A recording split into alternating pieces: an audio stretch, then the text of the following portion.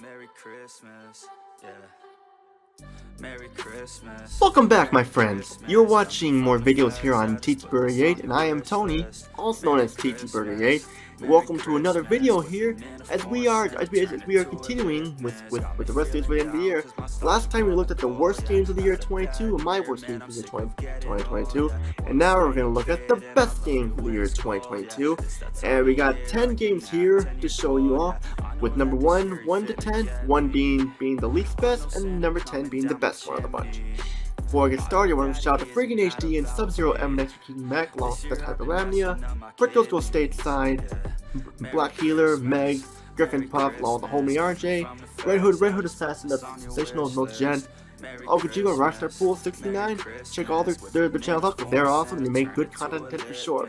And all their content is different, like Sensational Jet gives like dating advice videos, and Homie RJ has a lot of like games on videos on fighting games. And Okajigo is working on his God of War Ragnarok, not played through in commentary at the moment. And Rockstar Pool 69 has a lot of racing games like and stuff. And Black Healer just wrapped up a Resident Evil 4 Let's Play with commentary stuff like that, and she's really good at what she does.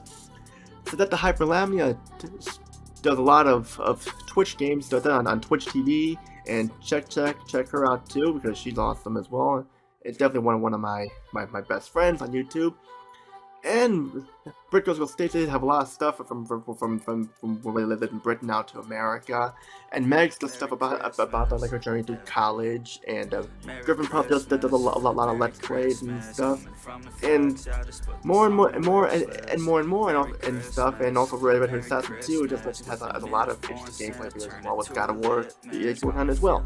So check all the content out, they're awesome. I also want to give a shout out to everyone who supported this channel. More of you guys, the channel wouldn't be as big as today. So thank you all from the bottom of my heart. And we have a lot to talk about here for the best games of the year 2022. We're gonna get started here, like I mentioned, 1 to 10, 1 being the bottom, 10 being at the top. So let's get started here. Number 1, Gran Turismo 7. Now I know I made videos bashing this game and stuff like that, all the DLC and microtransaction loot boxes and stuff like that. But I guess I should admit I was a little too hard on this game because, you know, I mean, I like Gran Turismo with the Gran Turismo games, just that I felt like I was cheated because of all the microtransaction and loot boxes and stuff, and the fact that it had a story mode in it and stuff just didn't really take a place for me. I guess I felt a little cheated because I guess I wasn't expecting this game to have loot boxes and stuff in it at first, but I looked past them and decided just I'll play the game. And the game is actually not so bad as I thought it was. I mean, sure, it's got all that stuff in it that's wrong with it, but the game plays like a racing simulator and everything. The gameplay is fine. I mean, I guess I was just very biased, and I know, you know, Renegade 1812 is probably warning me to be careful with this game, and I know I am being careful. I'll try not to buy any of the loot boxes or all that stuff. I don't do that, but you get past that, we have a game that's not so bad. I mean, it won't top like Gran Turismo 2 or Gran Turismo 4 or any of them stuff, but this game here is not as bad as I thought it was. So it's a fun simulation game and stuff, and it's just could have been better, but it's not a killer at all. Number 2, Atelier Sophie 2, The Alchemist of the Mysterious Dream. Now, Atelier Sophie, I played the original Atelier Sophie, and Atelier your Riza and all that stuff, and all that stuff. So I never looked for Atelier Riza 3 coming out next year. But I was actually surprised that they had Atelier Sophie. I didn't know they were gonna make a sequel to Atelier Sophie feed. So I thought Atelier Fierce would be the sequel to Atelier Sophie, but I was wrong.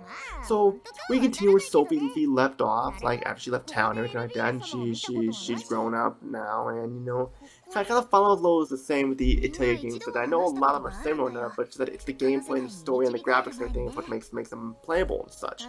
And you know, I really hadn't a problem with any of the Atelier games except for that awful spin-off, Nelky Legendary Alchemist, Atelier Games of the World, which was a crappy building simulator, and a spin-off game at that, which was awful, and I pretty much sold that game and waited for Atelier Luna to come out, and I was happy with that. But tell you, Sophie 2 Alchemist Mysterious Dream doesn't disappoint at all. I know they've been making a lot of them, but they are worth it. I mean, they're worth it. You know, I have fun with these Telltale games, and this one here will definitely feel right home because we got Sophie from it and stuff. Now, I wonder if they'll make a sequel to Atelier Fierce or a sequel to Lydia and Sewell or stuff. Well, whatever they do. We'll find out someday, I'm sure. But until then, we're gonna get Atelier Riza 3 to wrap up the Riza trilogy, and then we'll have it from there. So that's pretty much what I gotta say about Atelier Sophie 2 Alchemist and the Mysterious Dream. Number 3, Magnum Lord, a JRPG and a fun one at best, where you choose a gender for this character, whether male or female, and it affects the story, and you have choice selections there, and the RPG elements are actually kind of a mix of 3D and 2D, and they both mesh really well and work really well in their own ways. I do really think that this was a big surprise. We had a lot of JRPGs and stuff that were not very good, but this one actually really did take the cake here. It actually has a remnants of the Neptunia and the Atelier franchise and Death and Request and more and stuff. And it was nice to see a new change into pace when it comes to JRPGs and stuff. I mean, yeah, the characters may look kind of weird looking with the big heads and everything and stuff, but it's the art style and like the gameplay and the sound and everything like that that fit it perfectly. You can choose between the English and Japanese audio, which is a big plus. But the English audio is not very good, but the Japanese audio definitely takes the cake there for sure. And it's definitely one of those must-buy JRPGs if you're big fans of these type of games for sure. So, Magnum Lord is definitely worthy of number 3 on this list for sure. Number 4, Elden Ring by Square Enix. Definitely considered one of the hardest games ever to play. And I gotta give a shout out to Black Healer, who pretty much was how I learned about this game was through her. She told me, be careful, this game is challenging and it's very tough. And she was right. It is very challenging and very tough because there are times I just wanted to give up and just quit playing it, but you know, something just tells you to keep playing and playing. Just keep on playing. Because you know, you don't give up. It's one of those things you don't give up, like in Demon's Souls. You don't give up. You keep playing and playing until you reach the end. And sure, it's hard at first, but you can master it. I mean, it's not like if they're unplayable, it's so overly difficult for no reason whatsoever, like and stuff. It's not like that. But no, Elden Ring, just it's not for casual gamers. It's for hardcore gamers who want a challenge, and Elden Ring delivers for sure. And if it weren't for games like this, gaming would pretty much be way too easy to get that. So I'm glad there's games like that have big challenges and stuff. Definitely. Now, next up, number 5, Horizon Forbidden West, the sequel to Horizon Zero Dawn. And Aloy is back, and we get to get the continuation of the story. I have the PlayStation 4 version of Horizon Forbidden West. Like I mentioned, I don't have a PlayStation 5 because I'm not going to get one because it's too pricey. I know Horizon Forbidden West on the PS4 has some freezing issues because the game has a lot of content that can freeze your PS4 up, but it's that or nothing. And I loved Horizon Forbidden West, but it was pretty much didn't get a lot of love because Zelda Twilight Princess came out and stuff. And people catered to that one more because of Zelda, and that bothered me because Horizon Forbidden West Horizon Zero Dawn was 10 times better. And I'm glad Horizon is still getting love. It's just got an expansion released recently. I do have to wonder if there'll be a third Horizon game, but it'll probably be on the PS5, and I don't have a PS5 right now, so I'm not really gonna may not be getting the game, but that's okay. I got the 2 Horizon games here, and I'm fine with that. And Horizon Forbidden West was definitely big, epic, and it's just a very fun game, and it's definitely considered one of the best games ever of the year 2022. And it's funny, when Horizon Zero Dawn came out, that was number 5 on the list of games for 2017.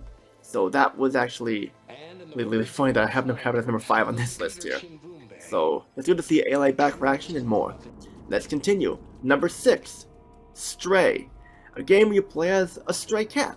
An interesting concept there.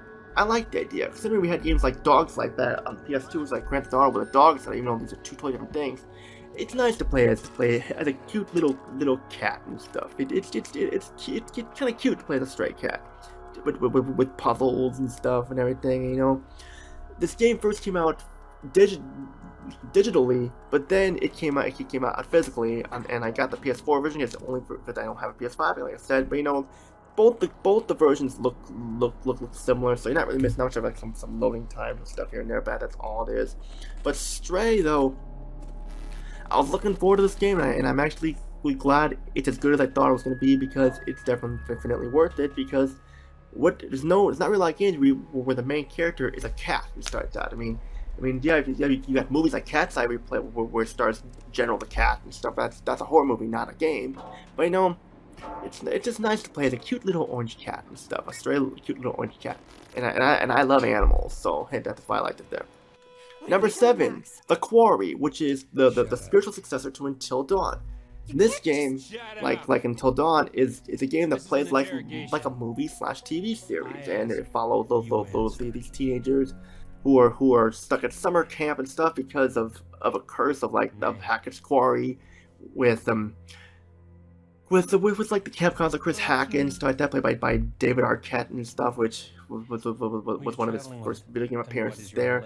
And you basically start off with as these two teenagers are heading to summer camp a day early, Laura and Max and stuff, and then there's a creature there where we learn it's a werewolf and stuff, and then like it switches to the end of summer camp where there's crazy stuff going on, and the teens are stranded, and they got these werewolves that if they bite you, you can become infected, and the only way you can be cured is kill the one who bit you and stuff. And it definitely not only has a game mode, it also has a movie mode where those who don't want to play the game just want to watch the movie. You can sit back and watch it. Turn off the lights, get the popcorn ready, and eat and munch on your popcorn or your beer or whatever, and then you're free to watch a 6-7 hour movie that involves these 9 characters there. My favorite character there is Laura Koenig. Consider her the main protagonist, you play as her the most, and she's the first character you play as and everything. You also have characters like Max, who's Laura's boyfriend. You got Matt and Josh and all them and stuff. It's like a lot of interesting character stuff, and if you find these items, it shows you what like tarot card shows you what your fate will be, and it's fun to collect these stuff. And you also learn about this circus show Harem Scarum and the Hag of Hackett's Quarry and stuff, and that's got a lot of big name actors there's here too and stuff. You got the actor who played as Admiral Harkin and stuff Harkin is stuff like Admiral Hack from Mass Effect and stuff, and then the guy who played as Carl Manfred in Detroit Become Human and stuff. He's in there and he plays as Jebediah Hackett and stuff. And it's a very gruesome, bloody game, and any character can die at any time. Some characters you'll kill them off and stuff, or other characters you'll want to survive, depending on how you like them, or you want them all to survive. And it's got some licensed music in there, but you're gonna want to put it in the non-copyright, the royalty-free soundtrack when you're playing the game, and put it up on YouTube, so you don't get copyright strike, because you got Deja Vu by the Monkeys and stuff like Ariana Grande in there too, and got some very funny lines of dialogue too, like from Travis the cop, who's Chris Hackett's brother and stuff. I'm not trying to spoil much what happens, just telling you the characters, but you find some interesting stuff there. In the PS4 and PS5 version stuff, or some of the ones just have a couple little different foliages and stuff, but that's basically it. And that's why The Quarry is an awesome game. It's number 7 on this list. Number 8, Dust Diver 2. I never really talked about Dust Diver, but Dust Diver is a fun futuristic hack and slash game with an interesting female character and stuff. And I liked the original Dust Diver, so Dust Diver 2 was definitely an interesting take for me, and I enjoyed it a lot. Dust Diver 2 was just had all the fun moments with Dust Diver 1, and they were here, and they were better than ever. I'm hoping they'll make a Dust Diver 3, but I can't say if they will or not, because Dust Diver 2 was awesome. I don't know for sure what will happen there. I mean, Dust Diver 2 is definitely one of those games that got overlooked because a lot of people didn't really care for it, but me, I liked it because Dust Diver 2 was an amazing game, and definitely worth checking out. I get them out PS4, so like that, or PS5, or whatever you get. But Dust Diver 2 is amazing. Just fun hack and slashing. You gotta love it like that, And now we're getting close to the end of our list here. Number 9, Valkyrie Elysium. I played it, which is like the third game, the main game in the Valkyrie series, like Valkyrie Profile 1 and 2, and Valkyrie Elysium is definitely the Valkyrie game we've been looking for. Valkyrie Profile was okay. Just I wasn't a big fan of the 2D RPG. Valkyrie Profile 2 was good, just there was something about like lacking. But Valkyrie Elysium definitely took the cake there, definitely the best one there. Interesting main protagonist, and I love the RPG elements in it and stuff and everything in the back of you exploring it, and has a really good graphics there. Put it in English or Japanese audio, definitely the way to go for sure. And I'm just really amazed that this game turned out as fantastic as it did, because it definitely really shows that the Valkyrie series was still big and it was still raging very high there. And I thought it was interesting that we got this game. That's why it's number 9 on the list, the second best game, like the second best game of the best games of the year 2002 for me. And now, before we get started here with the best game of 2022, may I have a drum roll, please, and do it right? Thank you. Now that is how you do a drum roll. Remember that for next video, whenever I need a drum roll. Now, number 10, Soul Hackers 2, which is a part of the Shin Megami Tensei franchise, and the best game in the Shin Megami Tensei franchise. Soul Hackers 2, you play as this Ringo, who has this ability. She has the ability to bring souls back to life and everything, like hacking into their souls and bodies, bringing them back to life. It's a turn-based RPG, and a very fun one at that. And I always enjoy the JRPGs with female protagonists here, like the Atelier franchise, the Neptunia franchise, the Death and Request franchise, the Million Souls and stuff. And of course, Crystar's gonna be included too because it's got RPG elements in it. But Soul Hackers 2 is definitely an awesome game where you can run around Tokyo and stuff and just trying to find out what's causing this problem and have the ability to bring these souls back to life and stuff like that and everything, find out information about how they were killed and stuff. And you got some very likable characters too, especially really Ringo. She's definitely one of my favorite female protagonists of the year 2022. And it amazed me here because the original Soul Hackers was released a long time ago, and it was a 2D game and stuff, like a very old game. Of course, with Shin Megami Tensei and stuff, which I didn't really care for, and wasn't big into Persona or Shin Megami Tensei. But Soul Hackers 2 definitely, you don't really need to play those other games because these games are better. And I know people may like Shin Megami Tensei, but I couldn't into it. But Soul Hackers 2 definitely changed my mind there. I mean, I know sure, like the games like Blue Reflection that were better and stuff like that, and etc. But this game does not really disappoint me at all. I mean, I loved it. I mean, I'm just glad that we got a game that was this much fun, because there have been a lot of games that were disappointing. But I'm happy that Soul Hackers 2 was able to deliver really well, and it was why it's the best game on this list here. And that's it for this video here, Best Game of the Year 2022. I'd like to thank you all for watching. We got some more content coming before the end of the year, so be on the lookout for that. And that's pretty much all I got to say. This is Tony. Peace and out. Have a great day. Wishing you all a Merry Christmas, a Happy Holidays, or Happy whatever you call it. And just hope you all do well, and Happy Holidays to you all. Peace out. Have a great day. See you all. More to come. Take care, everybody. Got me feeling down cause my stocking full of coal, yeah. Had a bad year, man, I'm sick of getting old, yeah. Wanna stay a kid.